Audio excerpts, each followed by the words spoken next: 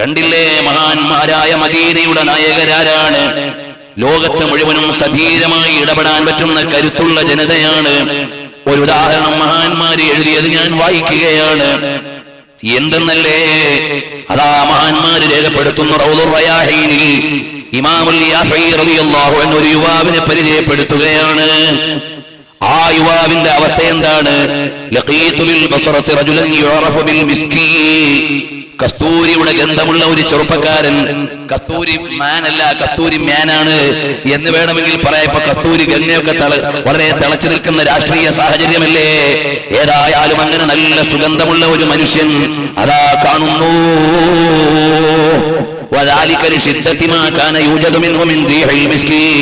നല്ല കസ്തൂരിയുടെ സുഗന്ധമുള്ള ഒരു ചെറുപ്പക്കാരൻ പള്ളിയിലേക്ക് വന്നാൽ അയാളുടെ ഭാഗത്ത് നല്ല സുഗന്ധമാണ്. അങ്ങനെ സ്വാലിഹീങ്ങളായ ആളുകളെ രേഖപ്പെടുത്തുകയാണ്. ഒരു ദിവസം ഞാൻ ആ ചെറുപ്പക്കാരനോട് ചോദിച്ചു, യാ അഖീ അൻത തഹ്താജു ഇലാ മാലിൻ കസീരിൻ ഫീ സമനി തീബ്. എത്ര പൈസ വേണം നിങ്ങൾക്ക് ഇത്ര വലിയ സുഗന്ധം വാങ്ങാൻ? ഇത്രയേറെ സുഗന്ധത്തിൽ കുളിച്ചു നടക്കുകയാണല്ലോ നിങ്ങൾ. ഇപ്പൊ എത്ര സംഖ്യ ചെലവഴിച്ചാ നിങ്ങൾ ഈ സുഗന്ധമെല്ലാം വാങ്ങുന്നത്? ഉടനെ ആ ചെറുപ്പക്കാരൻ പറയാണ്, ഞാൻ ഒരു സുഗന്ധവും വാങ്ങാറില്ല, ഒരു സുഗന്ധവും ഉപയോഗിക്കാറില്ല. എന്റെ ഒരു സംഭവം ഞാൻ പറയാം. എന്നിട്ട് ആ ചെറുപ്പക്കാരൻ പറയുകയാണ്, ഞാൻ ബഗ്ദാദുകാരനാണ്, ബഗ്ദാദിൽ ജനിച്ചയാളാണ്, ബഗ്ദാദിൽ ജീവിക്കുന്നയാളാണ്.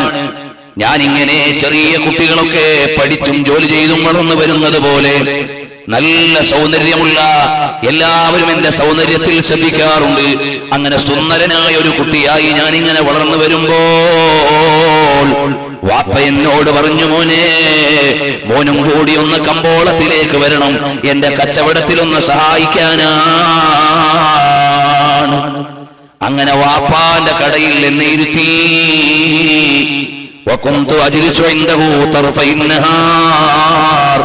ചിലപ്പോഴൊക്കെ ഞാൻ ഏറെ നേരം രാപ്പകൽ അതല്ലെങ്കിൽ രാവിലെ മുതൽ വൈകുന്നേരം വരെ ഞാൻ പീടികയിൽ ഇരിക്കാറുണ്ട്. അങ്ങനെ ഒരു ദിവസം ഞാൻ കടയിലിരിക്കുമ്പോൾ അതാ വൃദ്ധയായ ഒരു പെണ്ണ് വന്നിട്ട് പറഞ്ഞു, കുറച്ചധികം ചരക്ക് വേണം, വീട്ടിൽ കൊണ്ടുപോയി ഒന്ന് സെലക്ട് ചെയ്യണം, ആവശ്യമുള്ളതെടുത്തിട്ട് തിരിച്ചു കൊണ്ടുവരാം. അതുകൊണ്ട് ആരെങ്കിലും ഒരാളെ കുറച്ച് സാധനവും കൊടുത്ത് എന്റെ വീട്ടിലേക്ക് വിടുമോ? ലോകപ്രസിദ്ധ ആത്മീയ പണ്ഡിതനായ ഇമാമുൽ യാഫഈ റളിയല്ലാഹു അൻഹു എഴുതുകയാണ് റൗദുർ റയാഹീനിൽ. ആത്മീയമായ പാഠങ്ങൾ തരുന്ന ഒരു കഥ പറഞ്ഞു തരികയാണ്.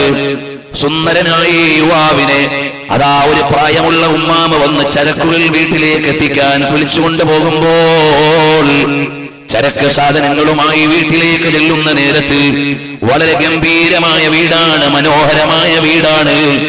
ആ വീടിന്റെ അകത്തളത്തിലേക്ക് ചെല്ലുമ്പോ രാജകീയമായി ഒരുക്കിയ അരമനകളാണ്.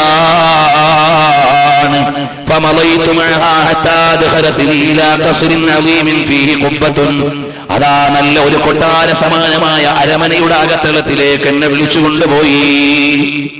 പ്രിയമുള്ള സഹോദരങ്ങളെ, ഈ ചെറുപ്പക്കാരന് പ്രായമുള്ള പെണ്ണ് കൊട്ടാര സമാനമായ വീടിന്റെ ഉള്ളിലേക്ക് കൊണ്ടുപോയി.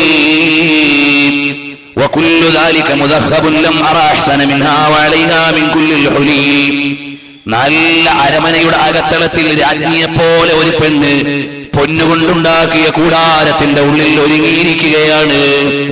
ഈ കിഴവി കൂട്ടിക്കൊണ്ടുപോയ അരമനയുടെ അകത്തളത്തിൽ ഒരു രാജാത്തിയുണ്ട്, ഒരു സപ്തലോക സുന്ദരിയുണ്ട്. ഞാൻ എങ്ങനെ അടുത്തേക്ക് ചെന്നപ്പോൾ ആ പെണ്ണെന്നെ വലിച്ചു മാറത്തേക്ക് കൂട്ടുകയാണ്. വജദബത്നി ഇലൈഹാ, എന്നെ ഈ കസ്റ്റമറായ പ്രായമുള്ള പെണ്ണ് കൂട്ടിക്കൊണ്ടുപോയതാണ്. കൊണ്ടുപോയത് അവിടെയുള്ള ഒരു സുന്ദരി പെണ്ണിന് വേണ്ടിയാണ്. അങ്ങനെ വീടിന്റെ അകത്തളത്തിലേക്ക് കൊണ്ടുചെന്ന് അതാ മണവറയ്ക്ക് സമാനമായ കൊട്ടാര സമാനമായ അകത്തളത്തിൽ സ്വർണത്തിൽ കുളിച്ചിരിക്കുന്ന പെണ്ണ് കൈകൊണ്ട് അടുത്തു പിടിച്ച് ശരീരത്തേക്കങ്ങ് കൂട്ടുമ്പോൾ ഫഖുൽതു ലഹാ അല്ലാഹ് അല്ലാഹ് അല്ലാഹ്. ഞാനങ്ങ് വിളിച്ചുപോയി. അല്ലാഹു എന്ന വിചാരം എന്റെ മനസ്സിലേക്ക് വരികയാണ്. ഭൗതികമായി എല്ലാം അനുകൂലമായ സാഹചര്യമാണ്. കാരണം എന്തേ, ഇത് വളരെ രാജകീയമായ ഒരു വീട്ടിലെ രാജ്ഞിക്കു സമാനമായ പെണ്ണാണിരിക്കുന്നത്, രാജകുമാരിയാണ്. അവളുടെ മാറത്തേക്ക് അവൾ വലിച്ചുകൂട്ടുകയാണ്. എന്നിട്ട് ആ പെണ്ണ് പറയുന്നു, ലക ഇന്ദീ മാ തുഹിബ്ബു, നിനക്കിഷ്ടമുള്ളതെല്ലാം ഇവിടെ ഉണ്ടടാ. അപ്പോഴാണ് ബുദ്ധിമാനായ യുവാവ് ആലോചിക്കുന്നു, മോനെ, നമ്മൾ വിചാരിക്കും ബുദ്ധിമാനത് യൂട്ടിലൈസ് ചെയ്യുന്നവനാണ്, അല്ലെങ്കിൽ അത് ചൂഷണം ചെയ്യുന്നവനാണ് ബുദ്ധിമാനെന്ന് ഞാനും നീയും ചിലപ്പോ ചിന്തിച്ചേക്കാം. കിട്ടിയ ചാൻസ് കളയാത്തവനാണെന്ന് നിന്റെയും എന്റെയും പൈശാചിക ബോധം പറഞ്ഞേക്കാം. എന്നാൽ യഥാർത്ഥ ബുദ്ധിമാന്മാർ റിയാലിറ്റി ഷോയിൽ വീഴുന്നവരല്ല, റിയാലിറ്റി അറിയുന്നവരാണ്, യാഥാർത്ഥ്യം അറിയുന്നവരാണ് ബുദ്ധിമാന്മാർ. അപ്പോഴാണ് ഈ പെണ്ണിന്റെ മുമ്പിൽ അകപ്പെട്ടു പോയ പുരുഷൻ ആലോചിക്കുകയാണ്, ഇനി ഇവിടുന്ന് രക്ഷപ്പെടാനുള്ള വഴിയെന്താണ്. അവസാനം മനസ്സിലൊരാശയമുദിച്ചു. എന്നിട്ട് പെണ്ണിനോട് പറഞ്ഞു, ഞാൻ റെഡിയാണ്, പക്ഷേ എനിക്കൊന്ന് ടോയ്ലറ്റിൽ പോകേണ്ടതുണ്ട്, എനിക്ക് പ്രാഥമിക ആവശ്യം നിർവഹിച്ചൊന്ന് റെഡിയായി കുളിച്ചൊരുങ്ങി വരേണ്ടതുണ്ട്, അതിനുവേണ്ടി എനിക്കൊരവസരം വേണേ. ബാത്റൂമിലേക്ക് കൊണ്ടുപോകാൻ പരിചാരകരാണ്. പരിചാരകർ കൊണ്ടുപോയി ബാത്റൂമിന്റെ ഉള്ളിലെത്തിക്കുമ്പോൾ അദ്ദേഹം ഇങ്ങനെ ആലോചിക്കുകയാണ്, ഇവിടെ നിന്ന് രക്ഷപ്പെടാൻ ഒരു വഴിയും കാണുന്നില്ല. ഫലമ്മാ ദഖൽതുൽ ഖലാഅ ലം അജിദ് ഫീഹി മസ്ലകൻ അഫിറു മിൻഹു ഫഹല്ലൽതു സറാവീലി വതഗവ്വതു ഫീ കഫീ ഫമസഹ്തു ബിഹി വജ്ഹി. ആ ചെറുപ്പക്കാരൻ പറയാണ്, എനിക്ക് ആ ബാത്റൂമിന്റെ ഉള്ളിൽ നിന്ന് പോലും രക്ഷപ്പെടാൻ ഒരു വഴിയും കാണുന്നില്ല, എനിക്ക് നിഷിദ്ധമായ തെറ്റിലേക്ക് വീഴാൻ പറ്റൂല. ഇത് പറയുമ്പോൾ ആധുനിക ലോകത്തെ കലാലയങ്ങളുടെ മുറ്റങ്ങൾ കാമാലയങ്ങളാകുന്ന ലോകമാണ്. ഏറ്റവും കൂടുതൽ ലൈംഗിക നിയന്ത്രണ വസ്തുക്കൾ വിറ്റഴിക്കപ്പെടുന്നത്, ലൈംഗികാനുബന്ധ വസ്തുക്കൾ വിറ്റഴിക്കപ്പെടുന്നത് നമ്മുടെ നാട്ടിലെ പൊതുകലാലയങ്ങളുടെ പരിസരത്താണെന്ന് സർവേകൾ പറയുമ്പോൾ, വിശാലമായി ഞാൻ ആ വിഷയത്തിലേക്ക് കടക്കുന്നില്ല. നമ്മുടെ കുട്ടികൾ നമ്മുടേതല്ലാതാകുന്നുവോ? എന്റെ പ്രസംഗത്തിൽ ഞാൻ അതിന്റെ ഡേറ്റകൾ ഉൾക്കൊള്ളിച്ച് സംസാരിച്ചിട്ടുണ്ട്. ഇപ്പോൾ ആ വിഷയത്തിലേക്ക് കടക്കാൻ നേരം പോരാ. പ്രിയമുള്ള സഹോദരാ, കണ്ടില്ലേ ഈമാനിന്റെ ഒരു ജ്വലനം ഉള്ളിലുള്ള യുവാവ് ആലോചിക്കുകയാണ്, അല്ലാഹ് അല്ലാഹ്, ഇനി ഇവിടെ നിന്ന് രക്ഷപ്പെടാനുള്ള മാർഗമെന്താണ്? വേറൊരു ഉപാധിയും കാണുന്നില്ല. ഞാനതാ എന്റെ തന്നെ കാഷ്ടം എന്റെ കയ്യിലേക്കെടുത്ത് എന്റെ ശരീരത്തങ്ങ് പുരട്ടി, എന്റെ കൈകളിലും ശരീരഭാഗങ്ങളിലും എന്റെ തന്നെ മലം ഞാൻ എടുത്തങ്ങ് അഭിഷേകം നടത്തി. ബാത്റൂമിന്റെ വാതിൽ തുറന്നപ്പോൾ ഞാനൊരു ഭ്രാന്തനെ പോലെ ഇറങ്ങി. പരിചാരകര് നോക്കിയപ്പോൾ അതാ രാജ്ഞി അടുത്തേക്ക് വിളിച്ചു വരുത്തിയ സുന്ദരനായ യുവാവ് ബാത്റൂമിൽ നിന്ന് കോലം കെട്ട് ഭ്രാന്തനെ പോലെ ഇറങ്ങി വരുന്നു. ഉടനെ രാജ്ഞിയുടെ ഓർഡറാണ്, ഇവനെ പുറത്താക്കൂ. യുവാവിനെ പുറത്തേക്ക് പറഞ്ഞു വിടുമ്പോ ആരോരും എന്നെ പിന്തുടരുന്നില്ല എന്ന് എനിക്ക് ബോധ്യപ്പെട്ടപ്പോൾ ഞാനൊരു അരുവിയിലേക്ക് പോയി. ഞാനതാ ഒരു അരുവിയിലേക്ക് പോയി. ഞാൻ അവിടെ നിന്നുകൊണ്ട് അതാ വൃത്തിയായി. ഞാൻ അവിടെ നിന്ന് വൃത്തിയായി. فغسلت ثيابي ووجهي وسائر بدني. ഞാൻ ശരീരം മുഴുവനും കഴുകി വൃത്തിയായി. ومضيت إلى منزلي ولم أحدث به أحدا. ഞാൻ വീട്ടിലേക്ക് ചെന്ന് ആരോടും കഥയൊന്നും പറഞ്ഞില്ല. فرأيت تلك الليلة في منامي رجلا. അങ്ങനെ രാത്രി കിടന്നുറങ്ങുമ്പോൾ അതാ ഒരു മനുഷ്യൻ വരുന്നു. അതാ കിടന്നുറങ്ങുമ്പോൾ ഒരു മനുഷ്യൻ വരുന്നു.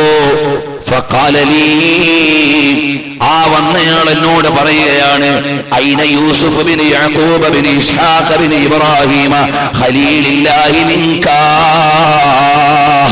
ഓ മോനെ, യൂസുഫ് നബിയും തോൽപ്പിച്ചു കളഞ്ഞല്ലോ മോനെ, യൂസുഫ് നബിയും പിന്നിലായതുപോലെ ഉണ്ടല്ലോ മോനെ.